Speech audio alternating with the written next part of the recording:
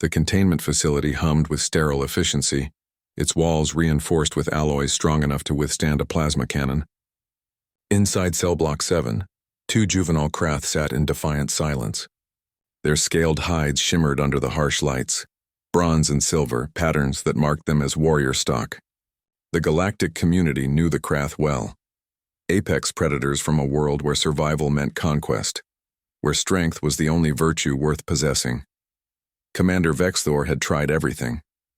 Threats, promises, even the neural compliance devices that worked on every other species. The cubs, barely 15 cycles old, simply stared through the reinforced glass with eyes like molten gold, unblinking, unyielding.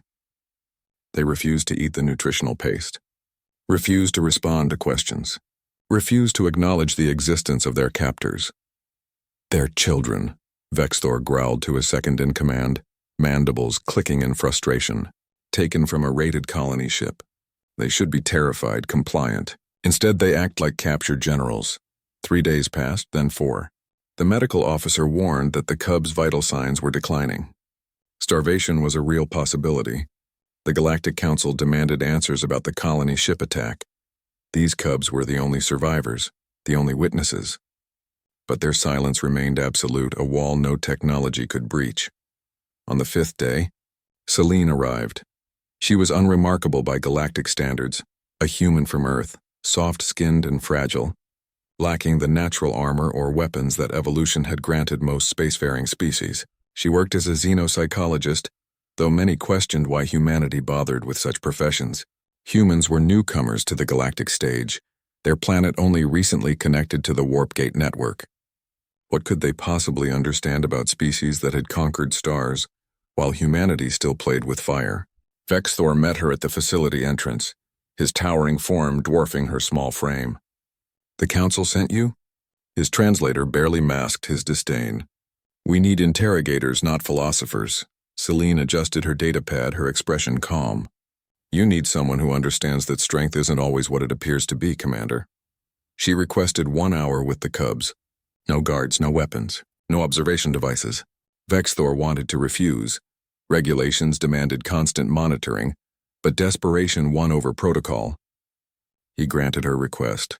Selene entered cell block 7 alone. The door sealed behind her with a pneumatic hiss. The 2 cubs sat in opposite corners, a deliberate distance between them. The larger one, Tor according to the manifest, tracked her movement with predatory focus. His claws scraped slowly against the metal floor, a warning. She didn't approach. Instead, she sat down cross-legged in the center of the room, placing herself at their level. The gesture surprised them. She could see it in the slight tilt of Tor's head, the way his companion's tail stopped its aggressive lashing. Minutes passed. Selene said nothing. She simply sat, her breathing steady, her posture relaxed. The cubs watched her with the intensity of creatures raised to spot weakness, to exploit any opening. But she offered none. She wasn't here to dominate or demand. Finally, she spoke. Her voice was soft, almost conversational. "You know what's strange about humans?" Tor's eyes narrowed. It wasn't a question directed at them, just a thought spoken aloud. But it broke the silence in a way commands never could. "We're not the strongest," Selene continued, staring at her own hands. "Not the fastest. Not the smartest, really. When we first left Earth, everyone assumed we'd be easy prey. And maybe we should have been." She paused, a small smile touching her lips. "But we had something else. We had questions." She looked up, meeting Tor's gaze directly. "Do you know what question changed everything for humans? What made us survivors instead of victims?" The silence stretched. Tor's claws had stopped scraping. His companion leaned forward slightly, curiosity breaking through trained defiance. "The question was simple," Selene said. "What are you afraid of?" Tor's growl rumbled low in his chest. "Krath fear nothing." The words escaped him before he could stop them. The first words spoken in 5 days. His companion hissed in dismay at the broken oath of silence. Selene nodded slowly, as if she'd expected nothing less. "I believe you. But that's not what I asked. I didn't ask what Krath fear. I asked what you are afraid of." She gestured to the cold walls around them. "Not the warrior species. Not the legacy or the training. You, Tor, what frightens you?" The cub's breathing quickened. His claws dug into the metal floor, leaving grooves. Why does that matter to you, human? Because fear is what makes us strong, Selena replied. Every human child learns this. We're terrified of the dark, so we build lights. Terrified of hunger, so we plant fields. Terrified of being alone, so we build communities. She leaned forward. Our fears don't weaken us. They show us what we need to protect. Tor's companion spoke then, her voice younger, more fragile. The warriors said fear is weakness. The warriors aren't here, Selene said gently. But you are. You survived when everyone else on that colony ship died. Do you know how rare that is? How strong you had to be? She paused. But strength doesn't mean you can't be afraid. It means you act anyway, Tor's facade cracked. His shoulders sagged, and suddenly he looked exactly like what he was, a frightened child far from home. I'm afraid, he whispered, that we failed, that we should have fought harder, that we dishonor the fallen by surviving.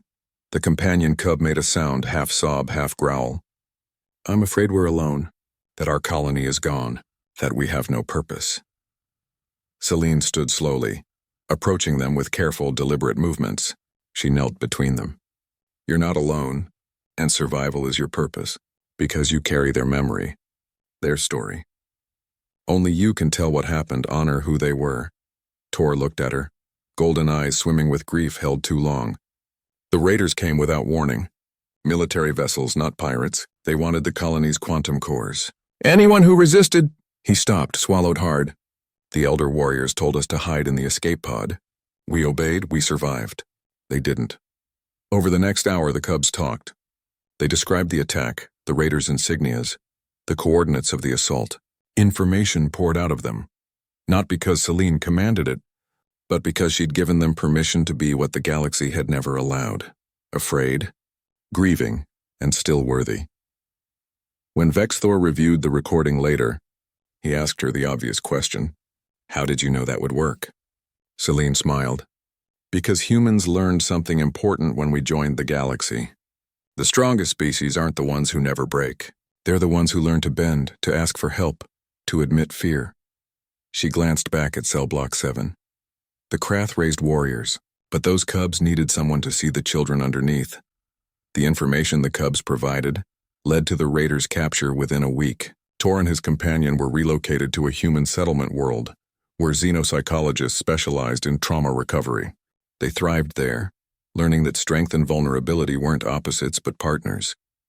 And across the galaxy, other species began to wonder.